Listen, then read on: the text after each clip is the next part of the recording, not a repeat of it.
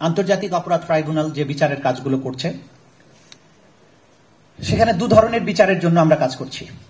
একটা হচ্ছে জুলাই আগস্টে সংগঠিত যে মানবতা বিরোধী অপরাধ, এই যে আপরাইজিং, এই যে বাংলা বসন্ত, সেই সময়ে আমাদের বীর সন্তানদের উপরে যে পৈশাচিক আক্রমণ চালানো হয়েছে, যারা এটার আর্কিটেক্ট ছিল, যারা মাস্টার মাইন্ড ছিল, এবং গ্রাউন্ড লেভেলে যারা আইন লঙ্ঘন করে অতি উৎসাহী হয়ে শুধুমাত্র শেখ হাসিনা বা ঊর্ধ্বতনদের নেক নজরে পড়ার জন্য যারা এই হত্যাকাণ্ডের সাথে সরাসরি সম্পৃক্ত ছিল, সেই সমস্ত সকল রাঘব বলকে আমরা ধরব।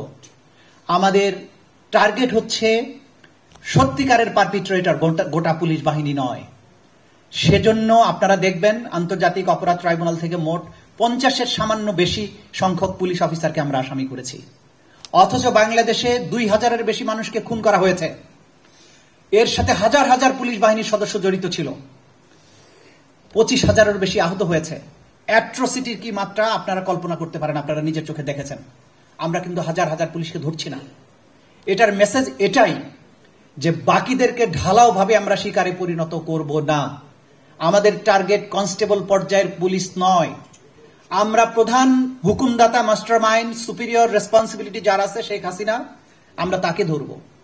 আমরা তার পরবর্তী ক্যাবিনেটে যারা ছিল তাদেরকে ধরতে চাই, এবং তারা যে সরাসরি নির্দেশ দিয়েছেন আপনাদেরকে আমি আশ্বস্ত করে বলতে চাই, তার সমস্ত তথ্য প্রমাণ আন্তর্জাতিক অপরাধ ট্রাইব্যুনালের তদন্ত সংস্থার হাতে আছে।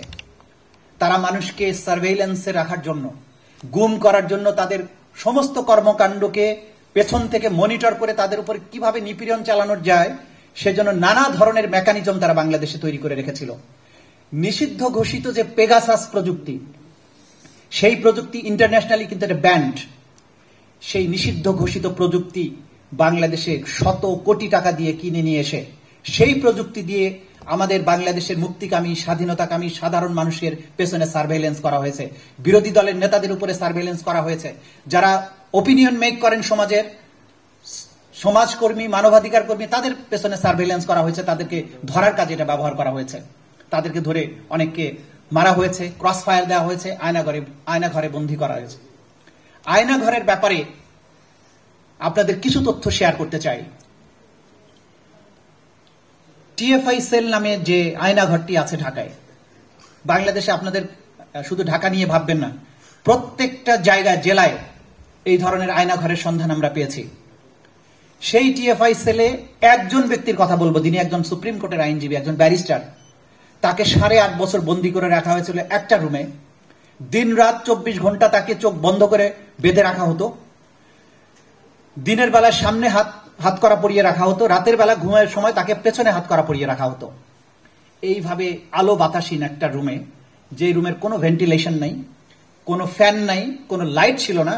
পরবর্তীতে তাকে একটা লাইট দেওয়া হয় এজন্য যে রাতের বেলায় সে কি করছে এটা মনিটর করার জন্য বাইরে থেকে একটা ছোট্ট ছিদ্র ছিল, সেটা দিয়ে তাকে যাতে বোঝা যায় সেটার জন্য একটা লাইট লাগানো হয়েছিল। আপনি কল্পনা করেন এরকম একটা রুমে যদি 8.5 বছর আপনাকে বন্দী রাখা হয়, আপনি বেঁচে থাকবেন? এর মধ্যে সে অসুস্থ হয়েছে, সার্জারির প্রয়োজন হয়েছে। ওই রুমেই তাকে কোন ধরনের ডাক্তার এনেছে জানি না, সেখানে ডেকেই তাকে সার্জারি করা হয়েছে। পাশের রুমগুলোতে ছিল টর্চার সেল। সারা রাত ধরে পৈশাচিক টর্চার করা হতো। সেই টর্চারের মাত্রা ছিল যে তাদেরকে পায়ে হাত পা বেঁধে উল্টো করে ঝুলানো হতো, যৌনাঙ্গে ইলেকট্রিক শক দেওয়া হতো, দেয়ালে বিভৎস ছবি টানিয়ে রেখে দেখানো হতো তো তোর অবস্থা এরকম হবে।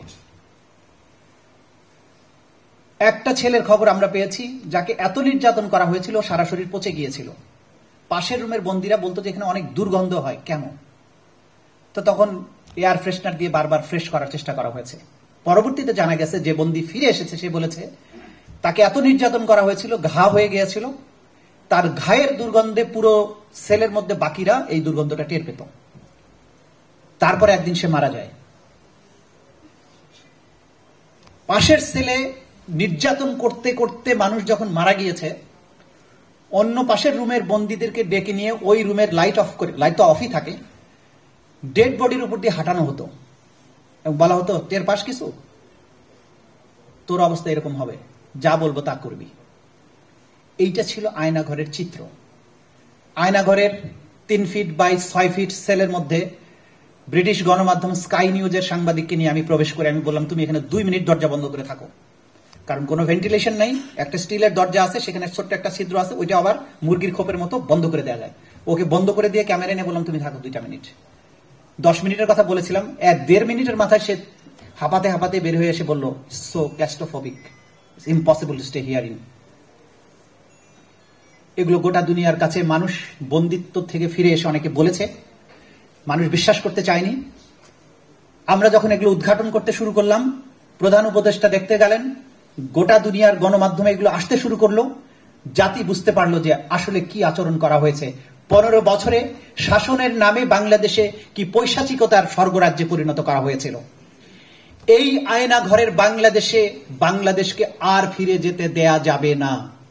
আমরা যদি সেটা ফিরে যেতে অ্যালাউ করি, তাহলে আমাদের শহীদ সন্তানদের রক্তের সাথে বেঈমানি করা হবে, আমাদের আবু সাইদ মুগ্ধের রক্তের সাথে বেঈমানি করা হবে। আমরা আমাদের সন্তানদেরকে নিরাপদ ভবিষ্যৎ তাদের জন্য রেখে যেতে চাই। যে বাংলাদেশে আমাদের সন্তানেরা নিরাপদ বোধ না করে তাদের মেধা থাকার কারণে ইউরোপ আমেরিকায় গিয়ে পড়াশোনা করার নামে চলে গিয়ে সেখানে সেটেল করা, আর কখনো বাংলাদেশে ফেরত আসতে না চাওয়ার যে কালচার বাংলাদেশে হয়ে গেছে, আমরা বাংলাদেশকে সেই দিন থেকে মুক্ত করে আনতে চাই। আমাদের সন্তানেরা যেন নির্বিঘ্নে বাংলাদেশকে তার পরবর্তী গন্তব্য ভাবতে পারে, তারা যেন বুঝতে পারে তাদের মেধা এবং যোগ্যতার মূল্যায়ন এই রাষ্ট্রে হবে যেই রাষ্ট্র তাদের পূর্বপুরুষেরা রক্ত দিয়ে স্বাধীন করেছিল, তাদের সহকর্মীরা দ্বিতীয়বার এটাকে স্বাধীন করেছে। এই রাষ্ট্রকে আবার সেই পর্যায়ে নিয়ে আসা যাবে না যেদিন বাংলাদেশের ভিন্ন মত পোষণকারী মানুষদেরকে দেশ ছেড়ে বিদেশে গিয়ে রাজনৈতিক আশ্রয় নিতে হবে।